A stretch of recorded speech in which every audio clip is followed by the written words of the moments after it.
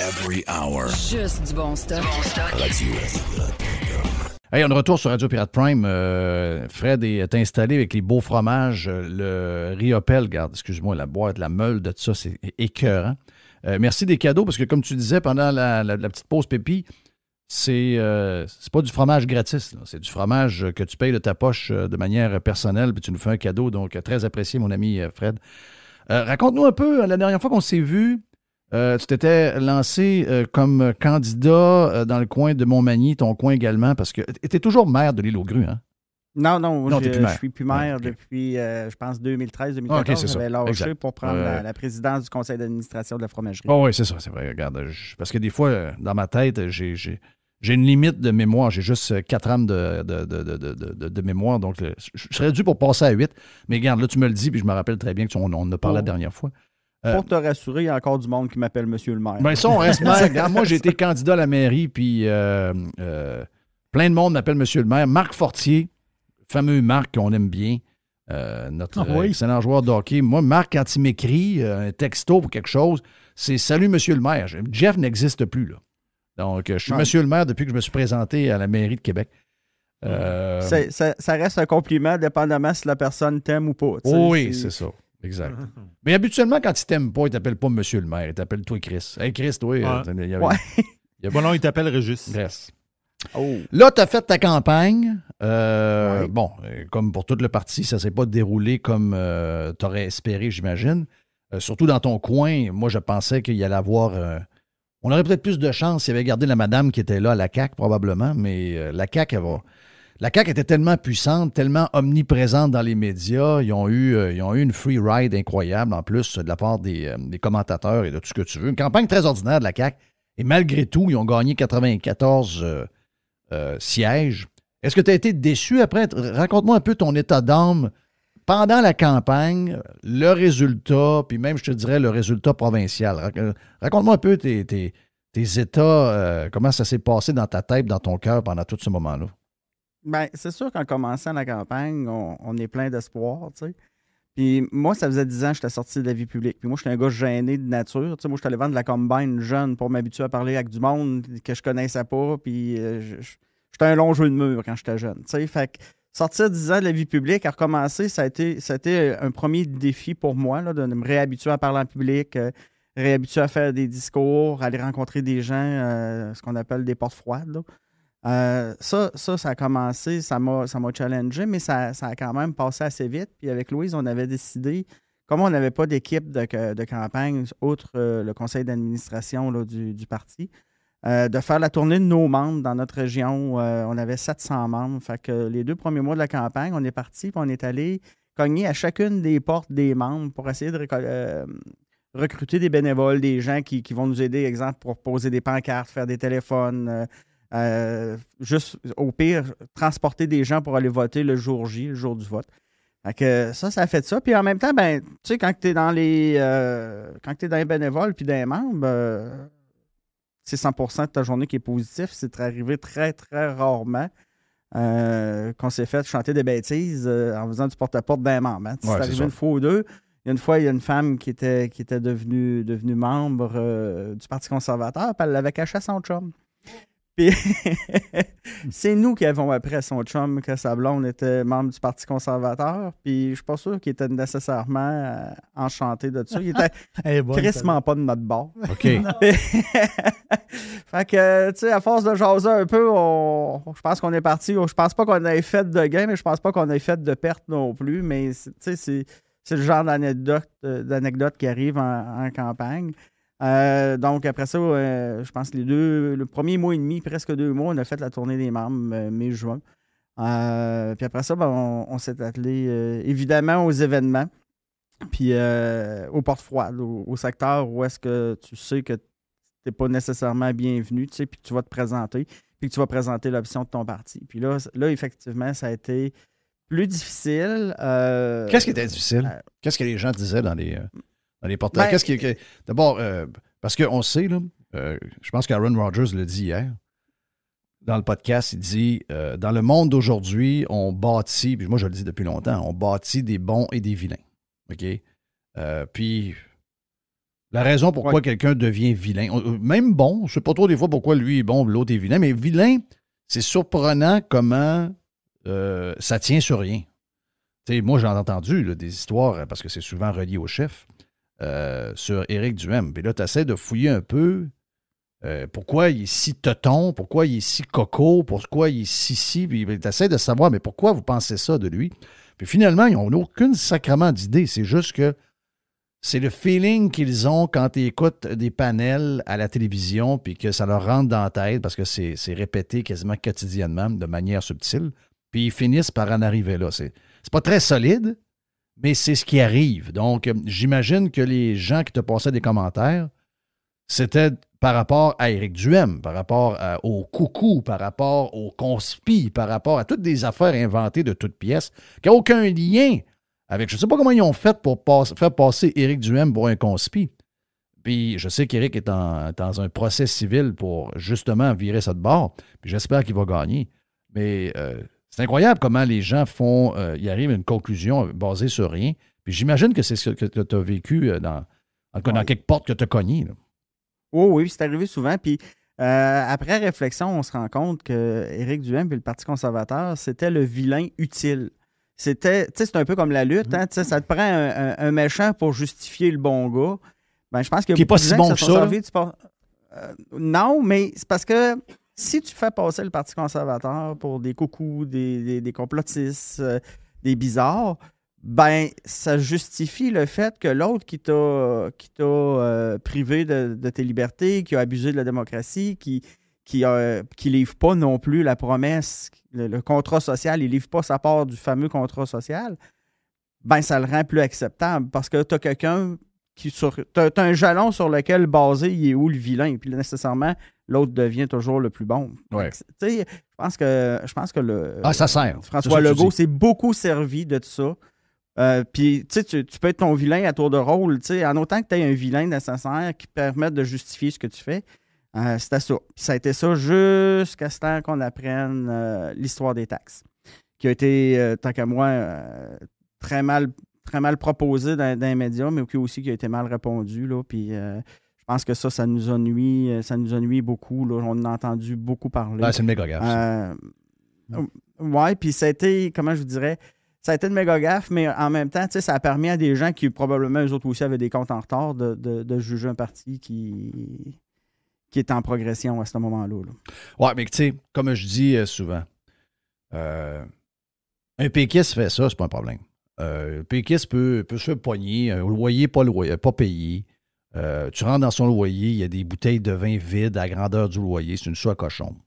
Je ne sais pas pourquoi, mais il y a du monde. Là, quand tu es considéré justement dans les bons, tu t'en tires. Donc, quand tu es le vilain, quand tu es de droite, quand tu es le vilain, quand tu as le brand conservateur, je sais que dans la vraie vie, c'est quasi impossible que ce genre de patente-là n'arrive pas, mais on est condamné à être parfait. Puis, parce qu'on n'a aucune marge de manœuvre comparativement à l'autre gang.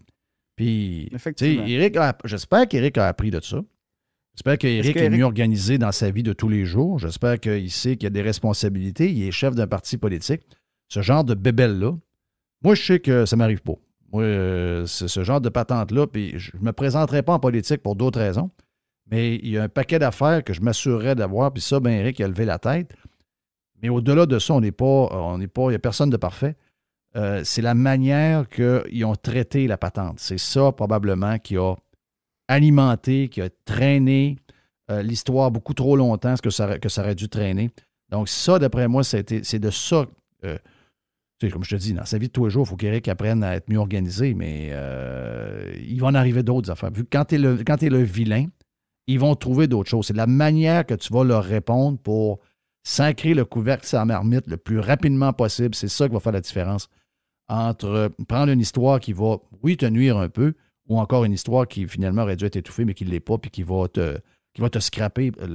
Ça a scrappé la campagne. Ça a scrappé l'air d'aller de la campagne.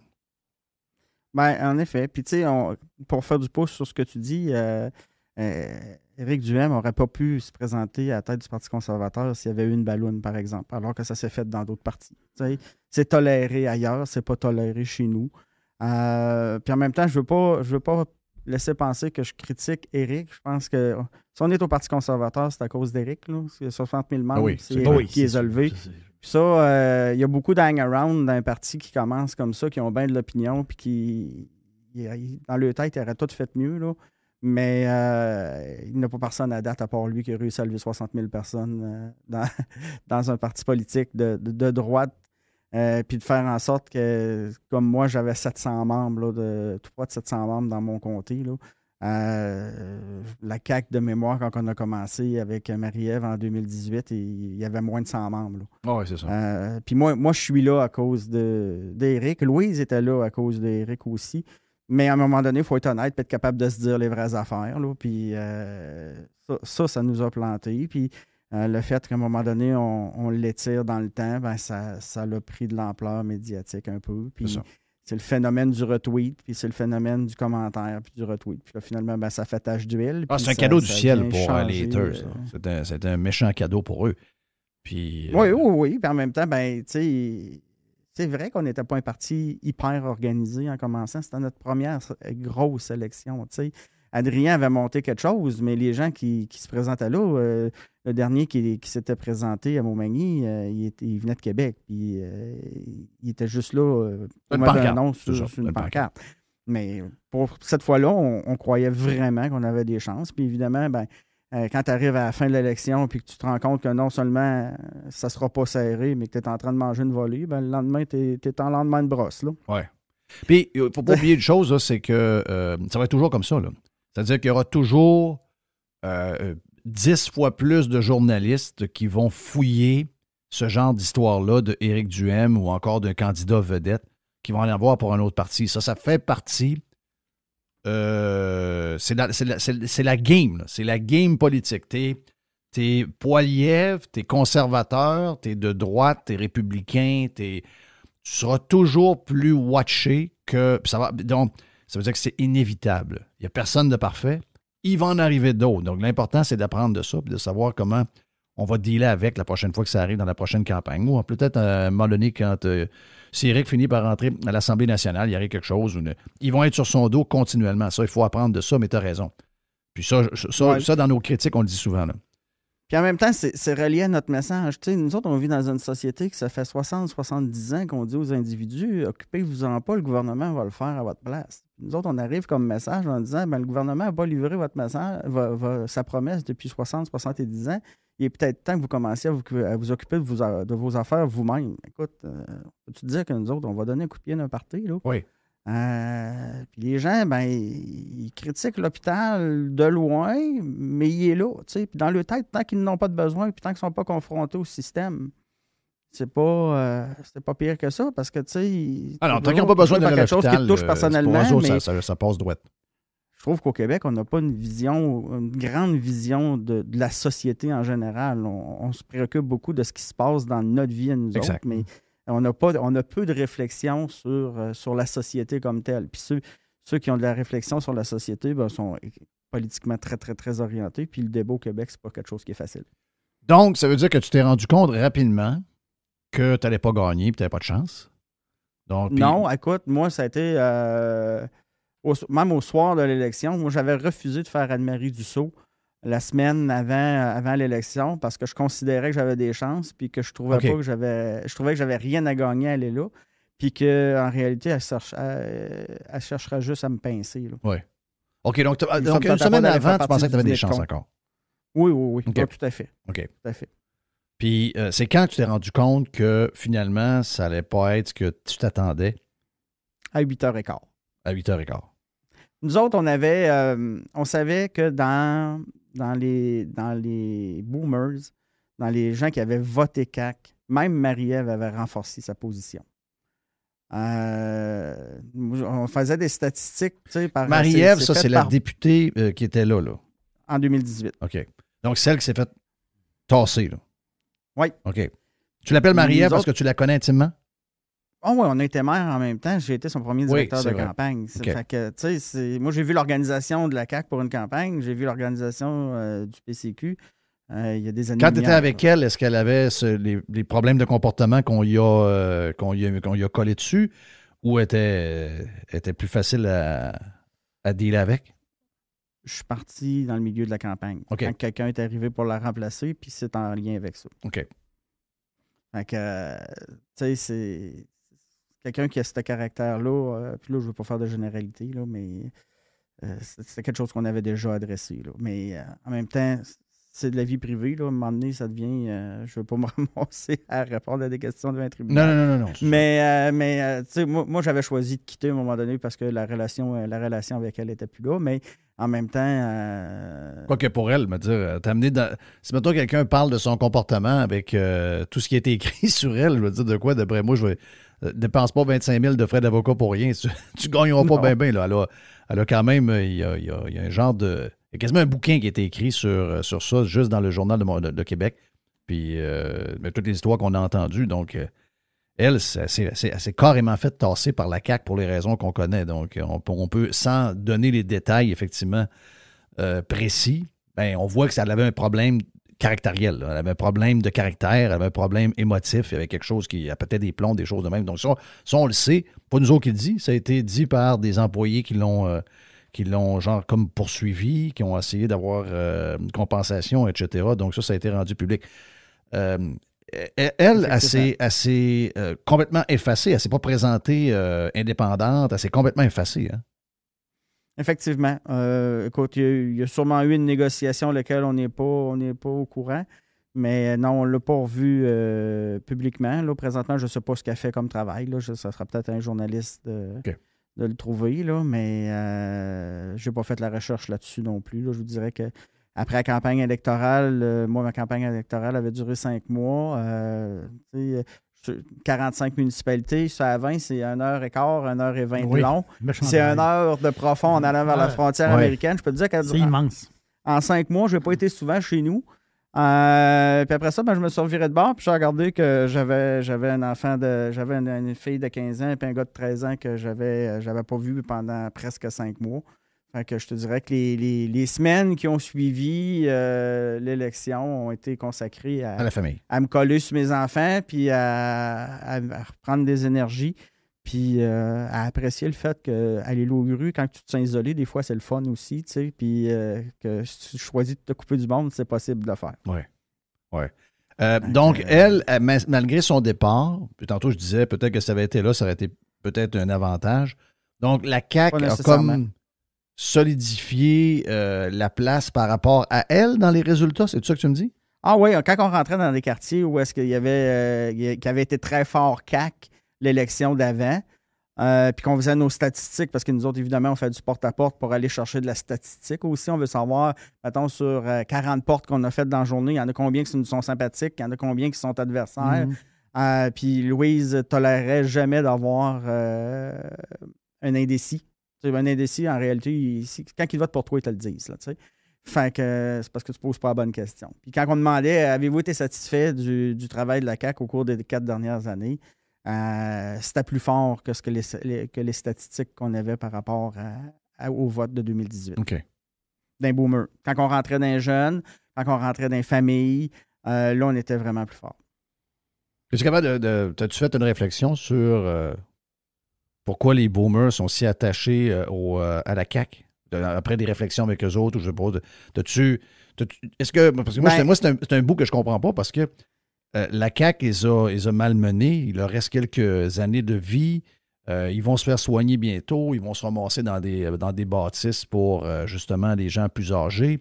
La CAQ, et tous ceux avant, mais surtout la CAQ, là, parlons de ceux qui sont là, ils ne sont pas là depuis 6 mois, ils sont là depuis plus de 4 ans.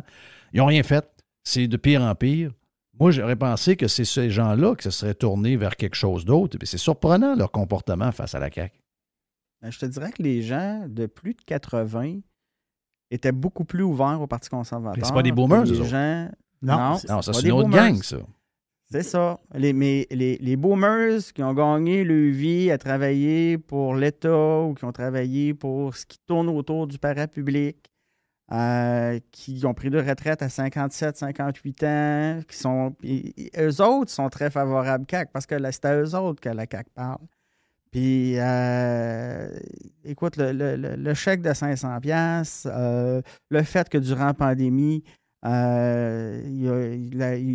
il me disait, on ne les a pas vus travailler, la CAQ, durant la pandémie, ils ont eu la pandémie, Puis tout le discours télévisuel, toute la télévision, la madame avec le chapeau bleu là, qui a fait son gros possible, là, ça, tu peux pas savoir combien de fois je l'ai entendu. Ouais, mais il a fait son gros possible, aurais-tu fait mieux? Ouais. T'sais, moi, je disais, ouais, mais. Ils se contentent de peu, ces gens-là, c'est l'enfer. Ils se contentent de peu. Comment je te dirais? Ça fait. C'est eux autres qui ont. Ces gens-là, c'est comme des gold diggers un peu, de la société. Ils sont arrivés avec à peu près une société sans dette, qui n'avait pas tant de services que ça, mais sans dette, puis qui avait moyen de se payer. Puis durant cette génération-là, ils se sont donné plein de services jusqu'à s'en donner qu'ils n'avaient pas les moyens de se payer. Mais c'est encore... tout a toujours, depuis 50 ans, tout a toujours tourné autour d'eux autres. Ouais. Puis le fait qu'ils vivent beaucoup plus vieux maintenant... Est-ce qu'ils réalisent? Non, non. On a beaucoup de boomers qui sont des pirates. Puis on comprend que s'ils sont pirates, c'est qu'ils ont réalisé, eux autres, puis ils le voient, puis ils savent. Là.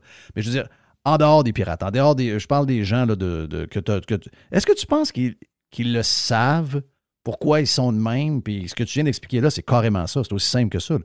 Est-ce qu'ils le savent? Bien, individuellement, peut-être. Puis moi, quand je parle de boomers, je parle pas d'individus, je parle de groupe social. T'sais. Mais peut-être qu'individuellement, ils le savent. Mais reste que quand ils vont voter pour eux. T'sais.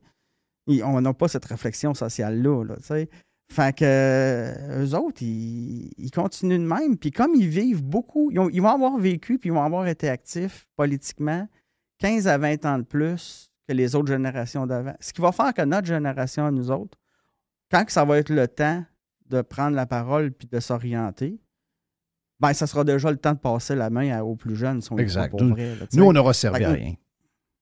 Ben, nous autres, on aura servi de mouton à thon. Ouais. J'aime ça.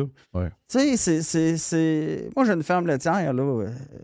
La vache, ça me donne plus de lait. Ça me donne quoi de la garder? Tu sais, bon, ben... les autres, ils ont besoin de l'argent de la société. Ils ont besoin du lait de la société pour être capables de s'alimenter.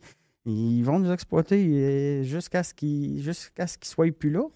Après ça, ben écoute, comment essayer de lui faire comprendre? Mettons qu'on a un chum qui a une blonde qui pige pas mal dans les avoirs et puis dans l'argent. C'est pas en expliquant à la blonde que c'est pas correct, que ça va changer. On n'est même pas capable d'expliquer au gars qui se fait exploiter que lui aussi, ça n'a pas de bon sens ce qu'il est en train de vivre. C'est le phénomène de la gold digger. Puis à un moment donné, ça finit quand ça fait assez mal, malheureusement. Ouais. Je suis rendu à 55 ans, j'entends ça depuis que je suis jeune. Mais à un moment donné, ils vont pogner le mur. On dirait que ça n'arrivera pas. On dirait qu'eux autres vont mourir, puis le mur, c'est nous autres qui vont le pogner. À cause d'eux autres. C'est vraiment le feeling que j'ai. Regarde, écoute, moi, je prends pas de chance. Je suis en train d'inscrire mes enfants à l'école à l'extérieur du Québec. Pas le choix. Ils s'en vont où? Ma fille s'en va en Floride. On est en démarche avec Julie pour l'inscrire. Mon gars veut faire le même cheminement. Lui, mon gars, il a la chance d'être bon au soccer. Fait que, on ne sait pas encore si ça va être les États-Unis ou l'Europe, mais c'est sûr que ni un ni l'autre a comme projet de vieillir au Québec. Ça, tu me l'avais dit la dernière fois. Oui. Ouais. C'est triste pareil. Je te dirais que c'est bien. Ben, moi, j'y crois fort au Québec, mais je n'imposerai pas ce choix-là à mes enfants. Non. Puis moi, quand je veux défendre le Québec, c'est le Québec que je m'imagine qui était dans les années 30, 40 ou avant. Tu sais, il y a 100 ans, tu donnais une hache à un Québécois puis une femme. Tu l'envoyais dans le nord en Abitibi, puis tu revenais un an après, il y avait une maison, il y avait un jardin, il y avait des champs cultivés, puis un début de famille, toute ta partie, tu sais. Aujourd'hui, tu donnes la même hache au même Québécois. Dans l'après-midi, il est à l'hôpital, il s'est ouvert une jambe, il a appelé TVA, puis il est en train de faire marquer sur le manche de la hache, attention, objet coupant. Oui. On n'est plus à la même place partout. Moi, je pense qu'on a tout ce qu'il faut pour être capable d'être les leaders canadiens au niveau de l'économie puis du développement. C'est juste qu'à chaque fois qu'on vient pour courir un 100 mètres, on prend un marteau pour s'en donner un coup sur le pied. Mais quand tu dis tu crois au Québec, là, tu dis, je crois au Québec. Moi aussi, je crois au Québec. Mais on croit en quoi, en réalité? C'est quoi notre croyance, c'est quoi? On croit en l'avenir, on croit, c'est-à-dire, on essaie de regarder par en avant, on le regarde peut-être ce qui va se passer plus tard, dans 20 ans, dans 30 ans. Ouais. Mais ça, là, c'est zéro dans la tête de la génération des boomers. Un boomer, c'est du monde très gentil. Là. Individuellement, oui. Les boomers, c'est après moi le déluge. Effectivement. Puis Ça, c'est une expression, tu peux pas avoir une expression plus française que ça. Là. Ça vient d'un roi de France. Là. Après moi le déluge. Fait que moi, quand je serai plus là, organisez-vous. C'est ça. Ça, c'est ancré entre eux. Ils n'ont aucun souci de qu'est-ce qui va se passer après. Ils s'en calissent complètement. Ils l'ont pas. Non, ils l'ont pas. On peut pas leur donner. On peut pas leur expliquer. C'est inexplicable. C'est en dedans d'eux autres. Après moi, le déluge. Il est là le problème. Ça revient toujours au phénomène de la gold digger. Elle, quand elle se prend un chum 30-40 ans plus vieille qu'elle, là, c'est pas pour l'amour. Parce que ça y c'est pour le moment présent, le cash que ça amène. Elle va partir quand il n'y aura plus rien à en retirer. Cette génération-là est exactement comme ça. Puis individuellement, c'est des gens gentils, mais c'est collectivement ce qui en reste. Quand t'es full égoïste, t'es pas nécessairement une bonne personne. Là. Peut-être gentil d'apparence, peut-être souriant, peut-être capable d'avoir une discussion, mais en dedans d'eux, c'est pas bon. Là. Ah non, puis en même temps, c'est les bases. Ça fait 50-60 ans qu'ils vivent là-dedans. Même nous autres, on se trouve pas beaucoup dans notre société parce qu'il y en a une maudite gang qui n'ont jamais connu ça avant ou qui n'ont pas cette curiosité-là de savoir comment les gens pensaient avant. Ils ont juste embarqué dans le mouvement. Eux autres, ils ont juste oublié qu'ils n'auraient plus d'argent. Tu sais. Mais dans le fond, là, on dit qu'on y croit. On croit à l'image de ce qu'on se fait. C'est ça. C'est un genre de fiction. Moi, j'écoutais Jerry, là, puis je suis en train de me dire, en réalité, là, moi, ce que je crois, là, c'est au potentiel et à l'image de ce qu'on pourrait être. Voilà, regarde, c'est exactement ça. Oui. Mais si tu dis à un boomer, tu dis, regarde, j'ai vu, ça, vous ferez le test, là, vous allez voir. Là, c'est carrément ça. Là. Je prends un exemple, là, mais je pourrais t'en sortir 50 pages, 8,5, 14 à la grandeur. Là. Tu dis à un boomer, tu dis, hey, les enfants à l'école, là, ils écrivent mal le français, ils ne passent pas les tests de français. Ils font des fautes, ça n'a pas de bon sens. Il y en a de la misère à pas. C'est 50%, ils coulent leur test de français. Le boomer va dire, ben moi, j'écris bien. Oui. Mais c'est qui a moi, quand j'écris, je ne fais pas de faute. Mais c'est ça qu'il va te dire, le boomer. Mais il s'en calisse des flots. Lui, moi, j'écris bien. Moi, quand j'écris bien. Puis, by the way, moi, je suis encore des lettres manuscrites, moi. Parce que, tu sais, j'aime ça écrire à la main. C'est ça qu'il va te dire, le boomer. Ouais, mais... Il s'en calisse. Là, les enfants, ils écrivent à l'ordinateur, puis ils font des fautes. Puis... Mais il comprend pas. Il pense juste à son affaire. Mais il peut pas s'en calisser. Parce que la manière qu'on enseigne à nos enfants aujourd'hui, c'est le boomer qui l'a bâti. Ça serait d'admettre son échec, de dire c'est moi qui ai bâti le système qui fait en sorte qu'on n'est plus capable d'enseigner à nos enfants comme du monde. Mm-hmm. T'as raison. Puis, écoute, c'est pareil partout. Moi, je donne toujours la Société des traversiers du Québec en exemple, parce que la Société des traversiers du Québec, c'est facile à voir. Il y a un bateau, il part ou il part pas. L'hôpital, c'est plus obscur. Taux d'occupation des urgences. Beaucoup de monde, beaucoup d'argent, beaucoup de ressources. Donc, ça, c'est plus compliqué un peu. Tandis qu'un bateau, c'est facile. Mais ça, c'est la gang qui rentre le bateau dans le quai une fois par semaine. Là. Oh oui, c'est la gang qui sont allés en Italie bâtir un bateau pour m'attendre puis que finalement, ils voyagent en avion. C'est la gang qui à l'île aux grues sont plus capables de faire des voyages aux 45 minutes. Ils les font aux heures. Puis des fois, ils vont faire des heures variables dépendamment de comment est-ce que le capitaine se sent. C'est la même gang qui est allée à Québec-Lévis, traverse plus rien qu'avec un bateau, puis une fois de temps en temps, c'est un bateau privé. Ça, c'est facile à mesurer. Le bateau, il part ou il part pas? Ben, c'est la même machine qui gère tout le reste de la société, là. C'est la même machine. C'est juste que là, c'est visible. C'est la même machine. C'est facile à voir. Puis moi, quand je suis devenu maire, là, j'étais gestionnaire de la traverse. Moi, je suis frustré. Moi, je suis un gars frustré. Je me suis ostiné avec du monde de la Société des traversiers du Québec, là. Puis à chaque année, pour être capable de maintenir mes services, j'étais obligé de lui rappeler c'était quoi le Christine Mission. desservir. C'est pas de sauver l'environnement, c'est pas de vivre à risque zéro, c'est de desservir des communautés. C'est ça ta mission, fais ta crise de mission. Oui, fais ta job. Oui, Hey, moi, je suis frustré. Moi, je vais l'avouer, je suis un gars de plus en plus frustré. Parce que on ne peut plus vivre dans... Comment ça se fait qu'on n'est pas plus nombreux à être en crise? On l'est. Je pense qu'on l'est. C'est juste que on ne sait pas comment le canaliser. Tu sais, je peux comprendre. Il y a du monde qui font des images d'un parti politique puis ils deviennent des vilains. OK, parfait. Je comprends la game. La game démocratique, c'est une game... c'est beaucoup de niaisage, c'est beaucoup de déception, c'est beaucoup... Surtout dans le monde où on est aujourd'hui, c'est très facile de faire des étiquettes. OK, parfait. Mais comment peux-tu continuer avec des partis qui prônent plus du modèle qui te fait dans les mains à chaque jour sur peu importe le sujet, le bateau, l'hôpital, l'école, les routes, peu importe quoi. Peu importe quoi, tu es sûr d'une affaire. Si le gouvernement est impliqué là-dedans, il y a soit de la corruption, il y a soit des dépenses qui sont hors de contrôle, il y a soit de l'incompétence, il y a soit un drame quelconque. Ça marche jamais. Et sais-tu quoi? On est une petite gang, puis on passe pour une méchante gang de crottés d'être de même en passant. Moi, c'est ça qui me frustre. Oui. Comment ça se fait qu'on n'est pas une majorité de monde de même? Parce qu'on est engourdi, puis parce que la société dominante, la tranche de la société dominante a tout eu, puis elle a tout en main encore. C'est le système à eux autres. Ça fait combien de temps au Québec qu'il n'y a pas un politicien qui a perdu sa job sur l'honneur pour avoir menti? Ou un haut administrateur qui a menti? Moi, le seul chef de société d'État que je connais qui a été mis dehors de façon officielle, là, c'est le directeur de la Société des traversiers du Québec dans le temps, François Bertrand. C'est le seul. Puis c'est François Bonnardel qui l'a fait en arrivant en 2018. Mais qui d'autre après ça?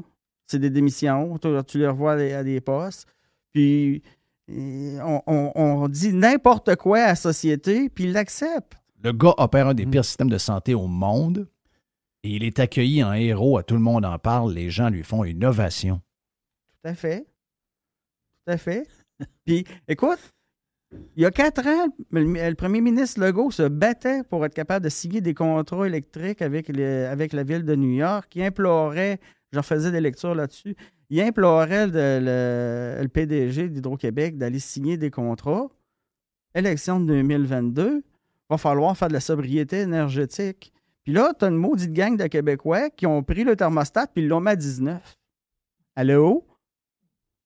C'est parce qu'il y a 4 ans, on se battait pour la vente de l'électricité. Ah, puis pas cher.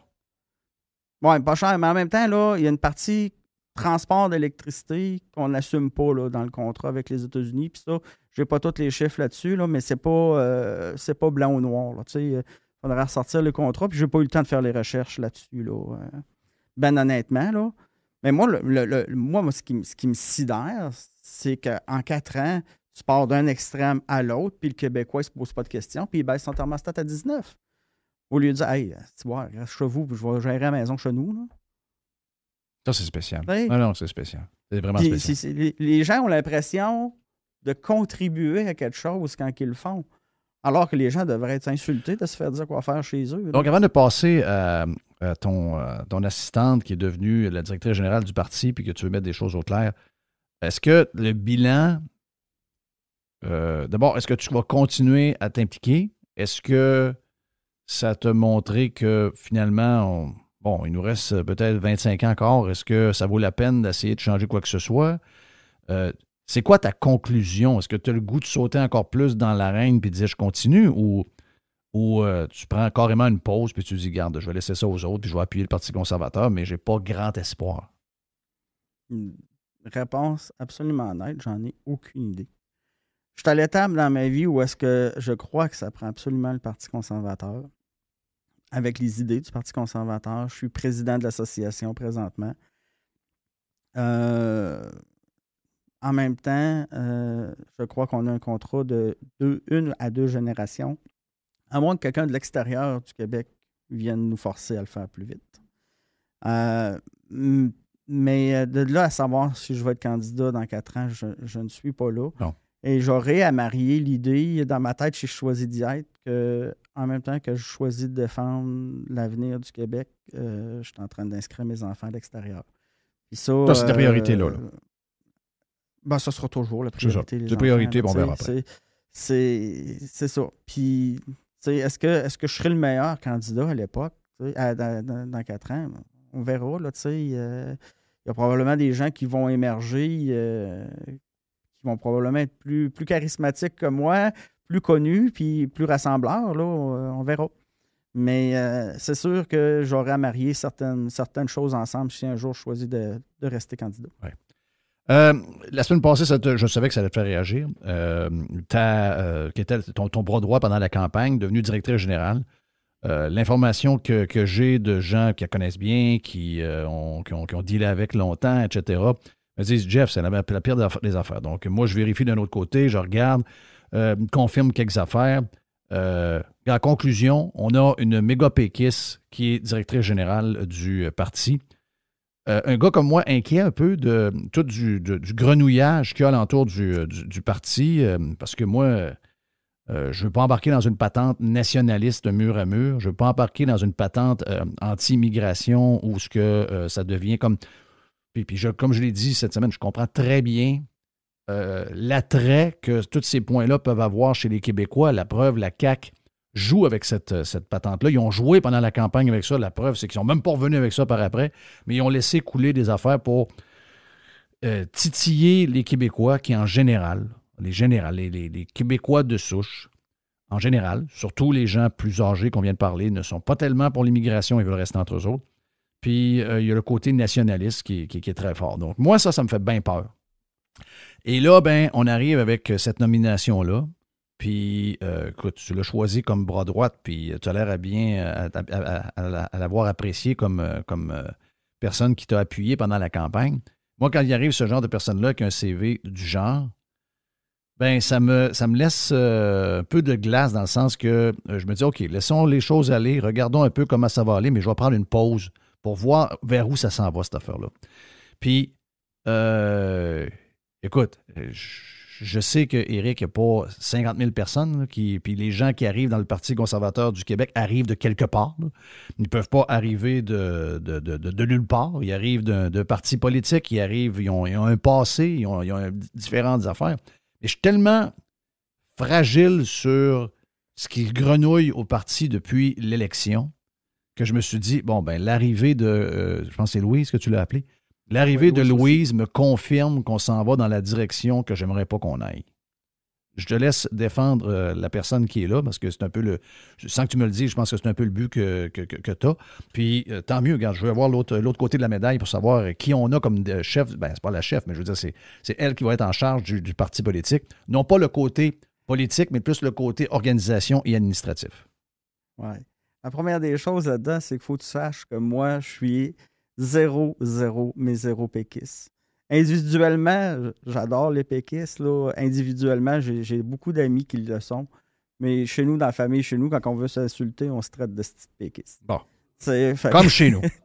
Oui, c'est ça. Puis, juste pour la petite histoire, un jour, j'engage un directeur général à la fromagerie. Puis, j'étais président du conseil d'administration à l'époque. Je l'invite à souper chez nous. Puis je me souviens pas pourquoi ma blonde puis ma fille n'étaient pas à la maison. Fait que j'étais tout seul avec mon gars de 3 ans. Puis évidemment, on prend une bouteille de vin avec le gars, puis on soupe, puis tout. Puis à un moment donné, mon gars, dans la soirée, à 3 ans, il vient me voir, puis il me dit, Papa, il dit, c'est-tu un esti de péquiste, lui?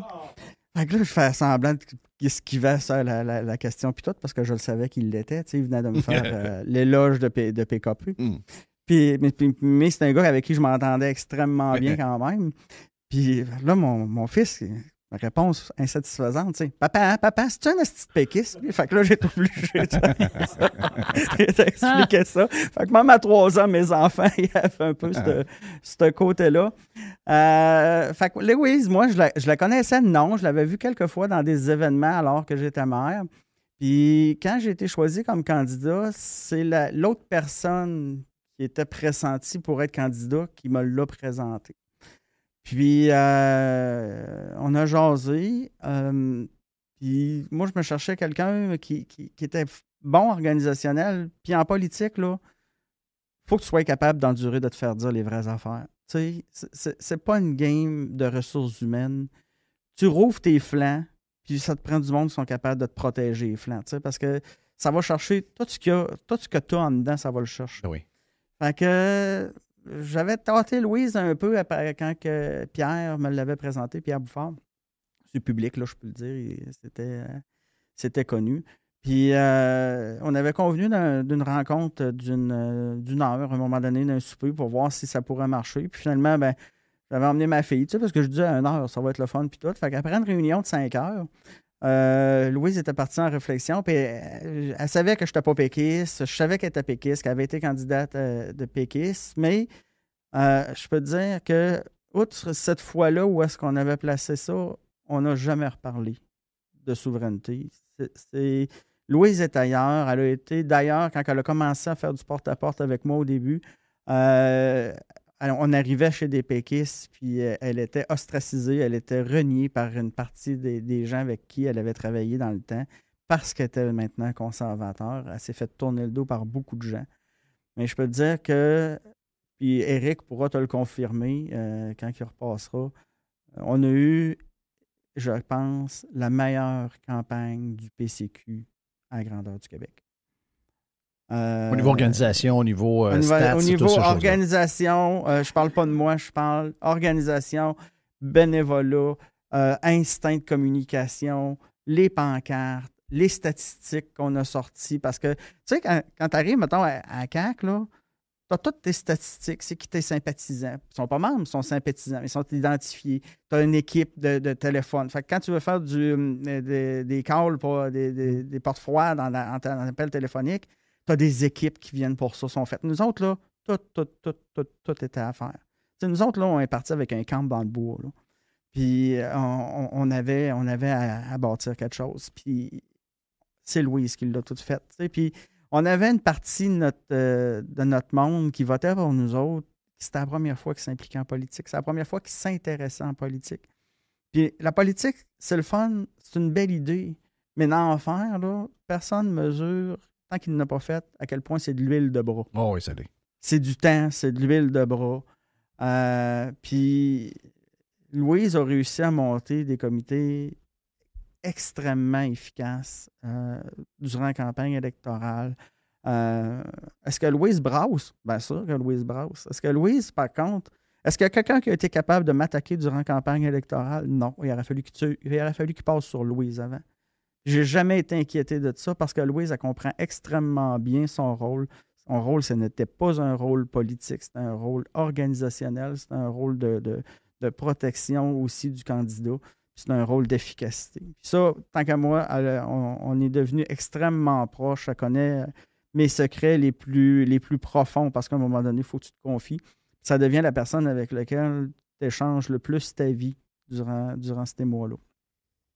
Puis moi, je ne peux pas parler de ce qu'elle a fait dans les autres organisations. Je n'étais pas là. Je n'ai pas tous les faits. Mais avec moi, elle a fait extrêmement bien la job. Mais est-ce que, puis je sais que c'est pas une fille à bout d'âge, c'est une femme qui est dans nos âges. Donc, quand tu es impliqué ou quand tu es péquiste, puis quand tu veux devenir une candidate péquiste, depuis longtemps, la souveraineté a pris le bord. Le PQ était devenu bien plus un défenseur du modèle, puis pour en rajouter, c'était l'emblème même de la social-démocratie. Puis je ne dis pas qu'il y a des gens qui ne peuvent pas passer. Yann Sénéchal est un péquiste quand il était jeune, mais il était jeune. Mais qu'est-ce qui fait que, rendu adulte, quelqu'un, puis peut-être que tu ne peux pas répondre pour elle, là, mais qu'est-ce qui fait que quelqu'un qui tenait à être député péquiste, donc le symbole même du parti, de la social-démocratie et du modèle qui nous lève le cœur en ce moment, puis que du jour au lendemain, ou pas long, peut-être pendant la COVID, je ne sais pas, mais tu passes de social-démocrate à complètement à l'autre bout. Tu deviens pour la liberté des individus au niveau du travail, au niveau des entreprises, au niveau des règles, au niveau donc moins d'État, tout l'inverse de ce discours-là. Donc, Ça, moi, c'est... Puis je peux comprendre que des gens s'impliquent en politique puis sont là plus pour le day-to-day, puis ils aiment le défi, etc. Mais quand on me dit qu'il y a quelqu'un qui était péquiste il n'y a pas longtemps, puis que là, elle jump dans le... Puis je vous dis pas que ça peut pas arriver, là. Mais j'essaie de comprendre comment ça peut arriver. Parce que moi, je sais une chose. C'est que moi, aujourd'hui, je peux pas devenir jamais je peux faire le chemin inverse.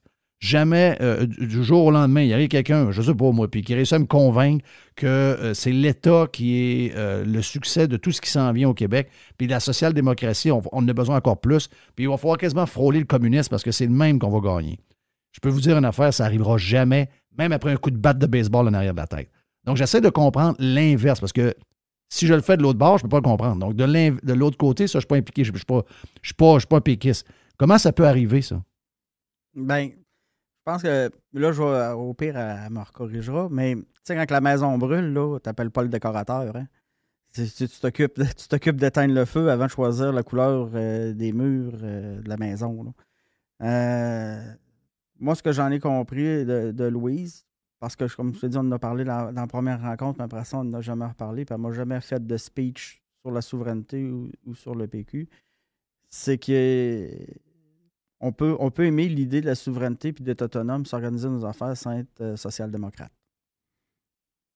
Ça, je pense qu'il y a une branche. Jadis, il y a eu une branche un petit peu plus à droite ou un peu plus...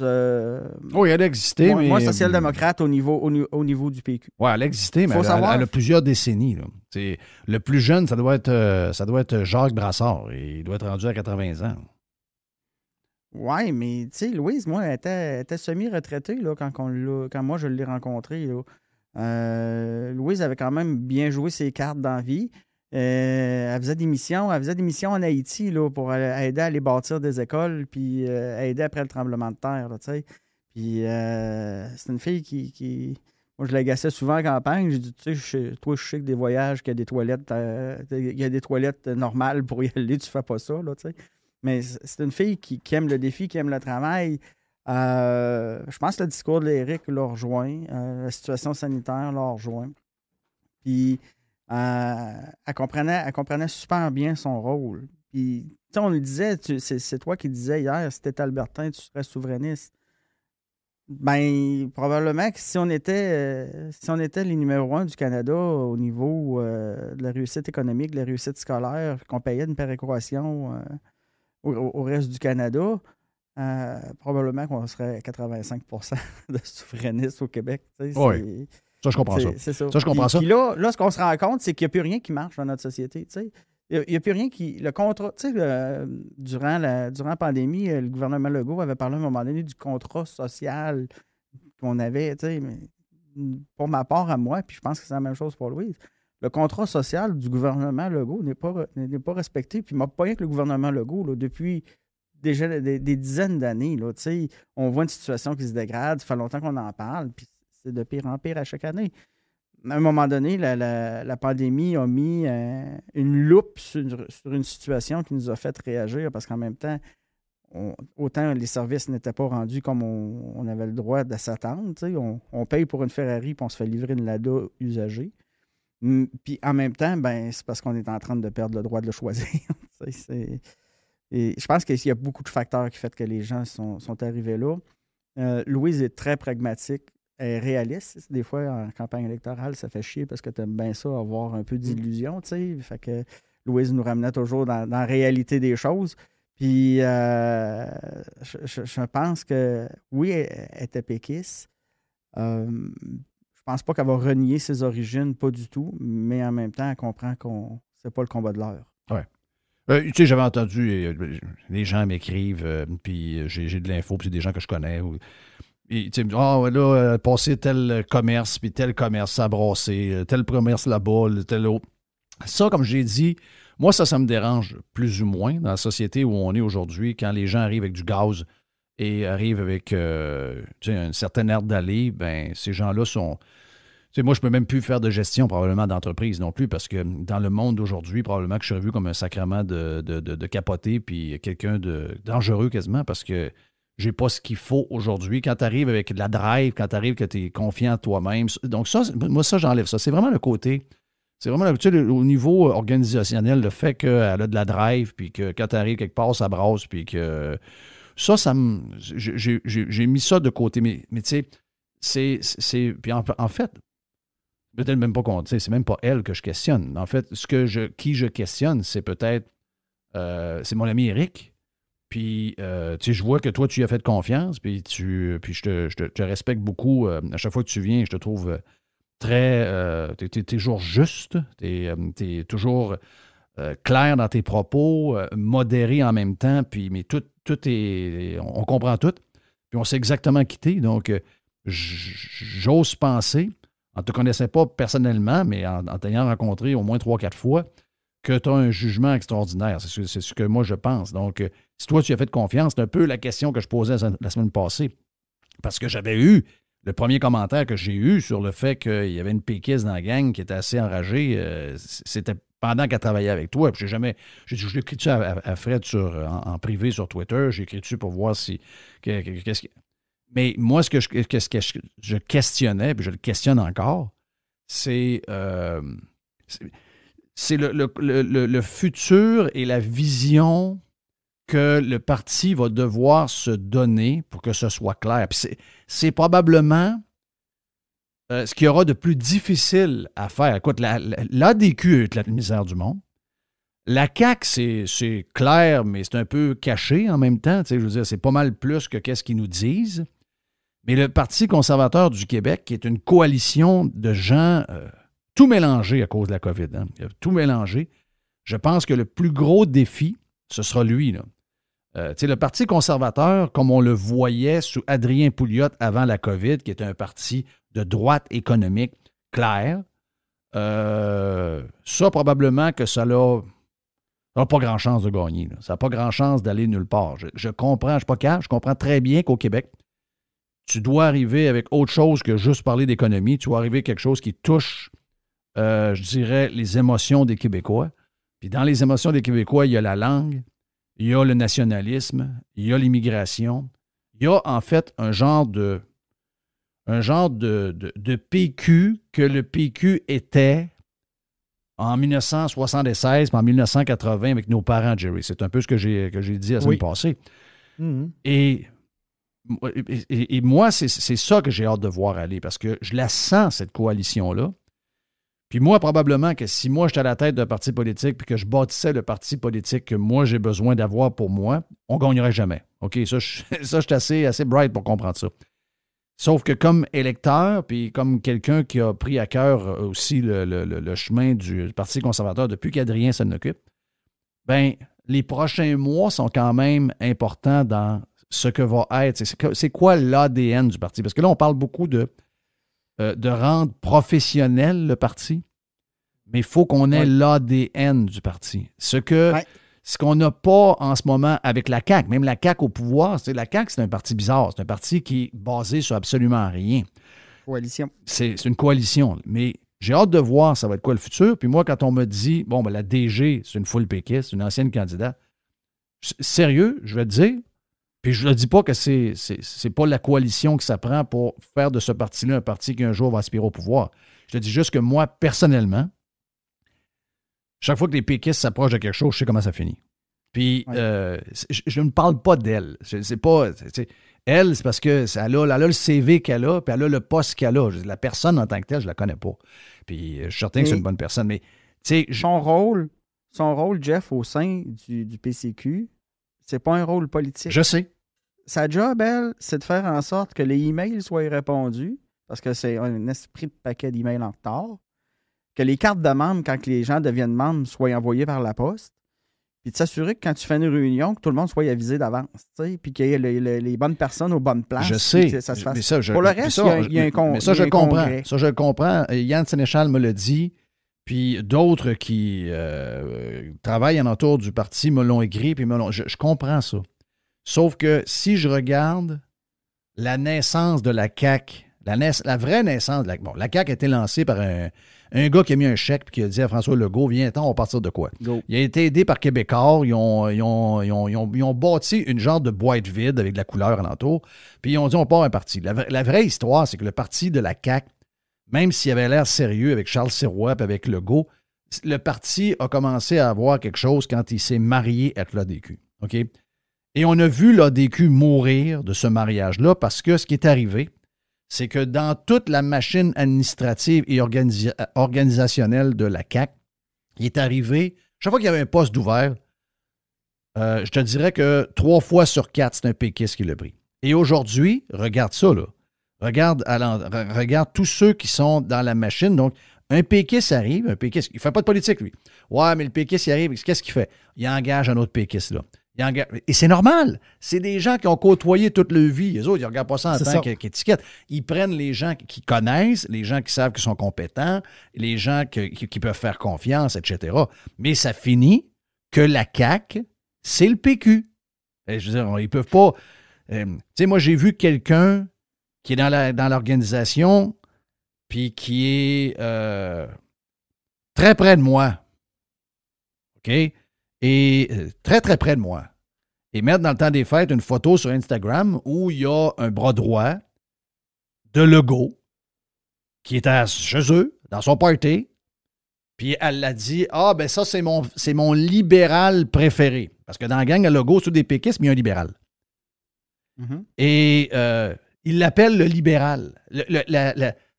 Le PQ a tellement pris le contrôle de la place que quand il y a un libéral dans la place, mais il n'y en a tellement pas, il l'appelle le libéral. C'est un gars connu alentour de Legault. Là.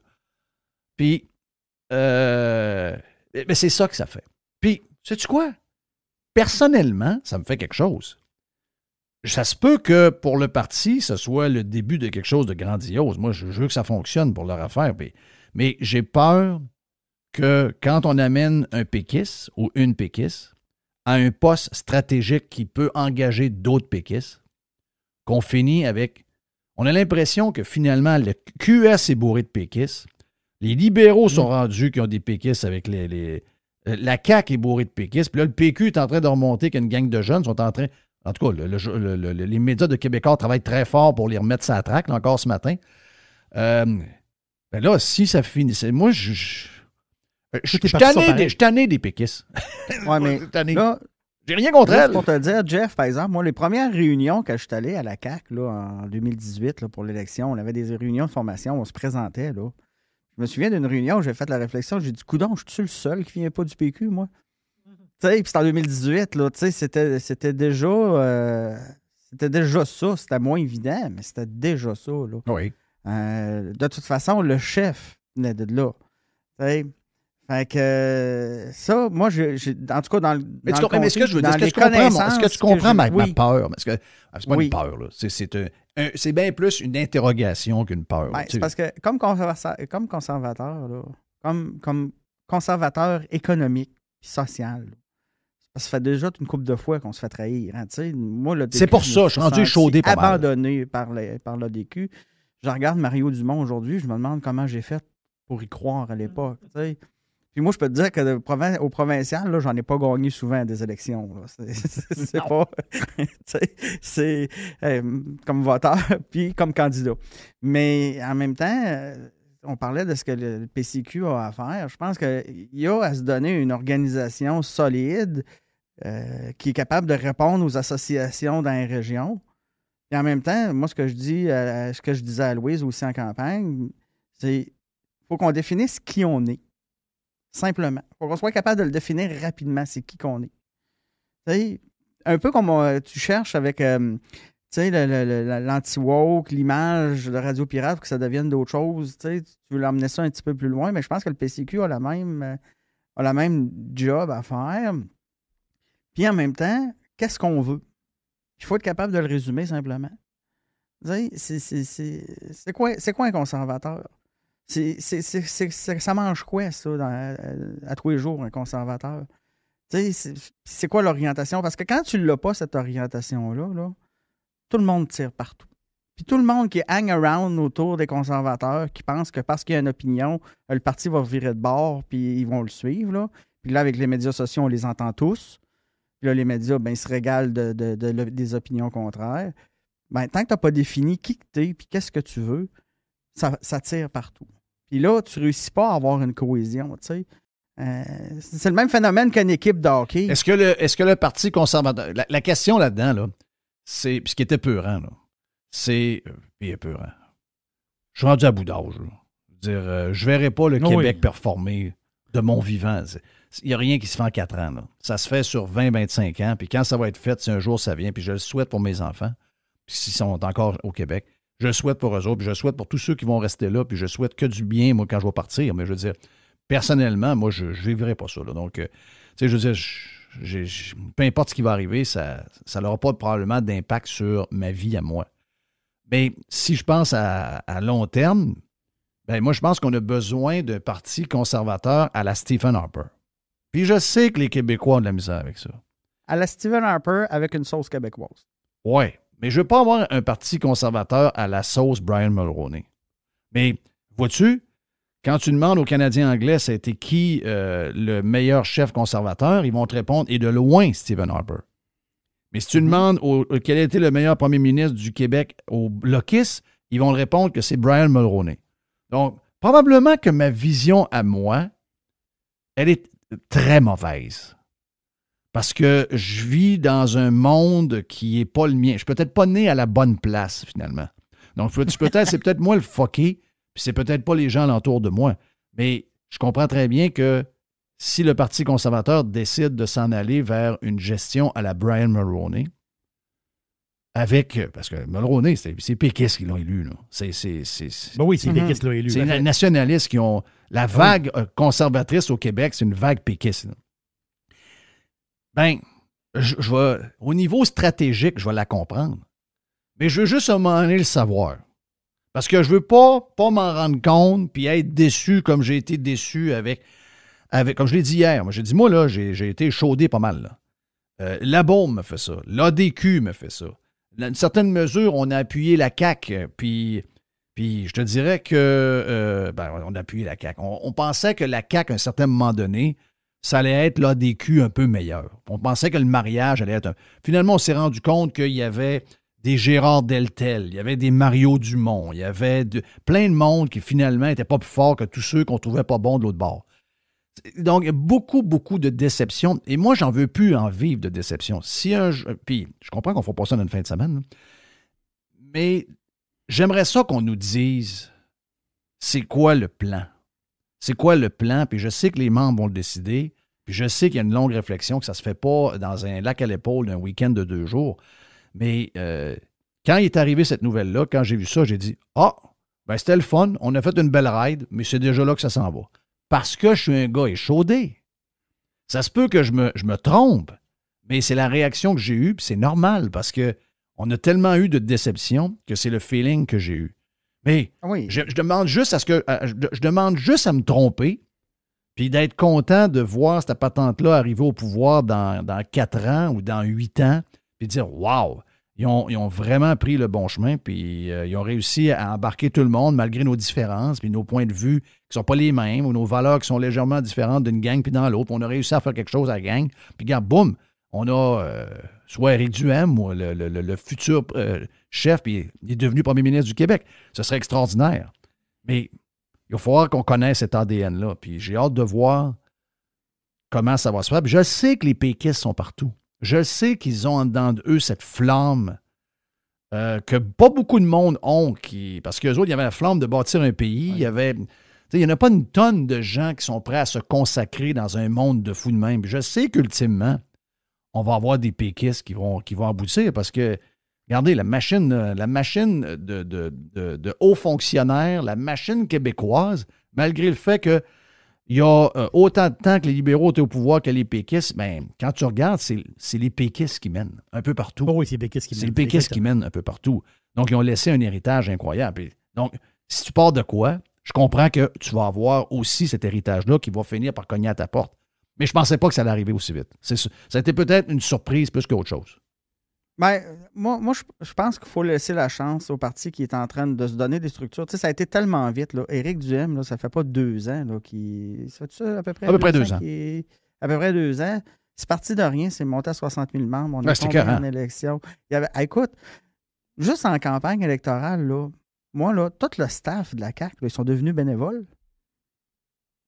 Partout. Nous autres, on n'avait pas ça. Là, nous autres, on n'avait pas d'équipe de recherche. Non, on n'avait pas de personne de com. On n'avait pas... Eux autres, soudainement, le bureau de comté qui était payé est devenu, entre guillemets, non payé. Mais ils ont continué à travailler pareil. T'sais? Fait que tout est à bâtir. Prendre le temps de définir, il faut que tu aies une réflexion là-dessus. Dans une entreprise, on appelle ça une planification stratégique. Elle n'est pas faite encore. Non, elle n'est pas faite. Elle est à faire. Puis moi, je dis, ça prend une planification stratégique. Ça prend une orientation claire pour tout le monde, que c'est là qu'on s'en va. Parce que sinon, tout le monde va dire n'importe quoi. C'est le même phénomène qu'une équipe de hockey. Que tu sois bon à l'attaque ou bon à la défense ou goaler, à la fin de la journée, il faut que tu joues en équipe. Ex-maire de l'île aux Grues, dans la ferme laitière à Tour de Bras, réussi à faire une campagne de plusieurs mois au cours de l'automne. C'est tout en ton honneur. Puis on souhaite bonne chance à Louise. On va souhaiter bonne chance aussi. Écoute, moi, je lance pas la serviette. C'est pas ça que je disais. En fait, c'est un peu ce que tu viens de dire. On a hâte de voir quel sera le plan, puis toute la stratégie, puis l'ADN de ce parti-là. Puis une fois que ce sera trouvé, ben on aura réglé un gros dossier. Merci, Fred, t'es bien gentil. Puis on te suit également sur Twitter. Fred Poulin est disponible. Mon ami Jerry, thank you, man. Même chose également pour Mr. White. Voilà pour Radio Pirate Prime. Radio Pirate Live va suivre dans les prochaines minutes. JeffFillion.com. Fresh 100%. 100% pirate.